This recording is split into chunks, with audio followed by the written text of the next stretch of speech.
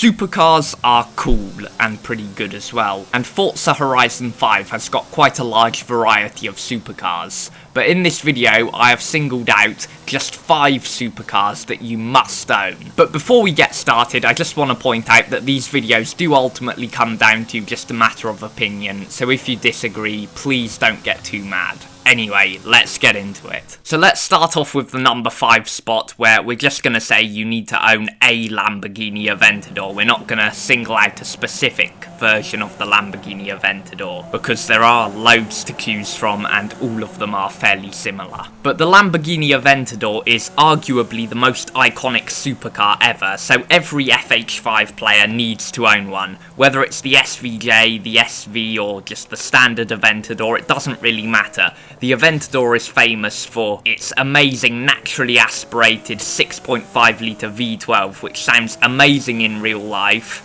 and not quite as amazing in FH5. It is all-wheel drive like a lot of supercars are nowadays, but this was one of the first all-wheel drive supercars when it came out back in 2012. And that all-wheel drive gives extra traction, which means you can get better acceleration. None of the Aventadors are particularly good in any class for online racing, but that doesn't really matter because this is just an essential supercar. Moving on to the number 4 spot, we have the Porsche 911 GT3 RS Forza Edition. A lot of you will argue that this thing isn't even a supercar, but come on guys, you know it is. I mean, it kind of isn't, but anyway, for the purposes of this video, we will call it a supercar. Normally, supercars aren't particularly good when it comes to leaving the asphalt roads, but the Forza edition of the 911 GT3 RS is made for it. It is definitely one of the best S1 class rally cars in the game, and it is super fun, so definitely grab one of these if you don't already own one. You can pick one up off the auction house, but you'll be lucky to find one for less than 3 million, or you can get it for free by owning all the other Porsches in the game. So if you only need a few more Porsches, that may well be the cheaper and better value way to do it. For the number 3 spot, we have the McLaren 620R. The 620R is a facelifted version of the McLaren 570S, and it is based off the 570 GT3 race car. It is super chuckable and nimble in the corners, and it is a brilliant track-focused supercar. It is very good for S1 class road racing, although to make it competitive for S1 class you need to swap in the V10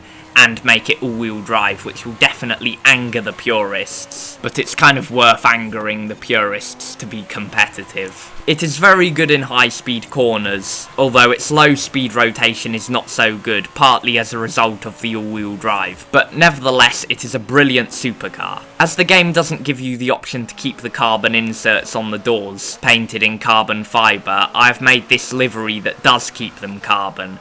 The share code is on screen right now, and you're going to have to pause the video if you're going to write it down, because we're now moving on to the number 2 spot, where we have the Koenigsegg Jesko, or Jesko, or however you pronounce that. Technically this is a hypercar, but we're not going to get too technical, because hypercars are still basically supercars, right? Maybe, I don't know. But anyway, the Jesko is actually quite fun to drive completely stock with all that power going through the rear wheels. It is somewhat challenging to drive, but you often don't see people using it stock, and that is because everyone has a tune on it that makes it be able to go over 300 miles an hour, and therefore being the fastest car in the game. Owning the fastest car in the game will always come in handy, because there's always speed traps, speed zones, danger signs, and things where the fastest car will be the best. Now let's move on to the number 1 spot, where we have the Ferrari 488 Pista.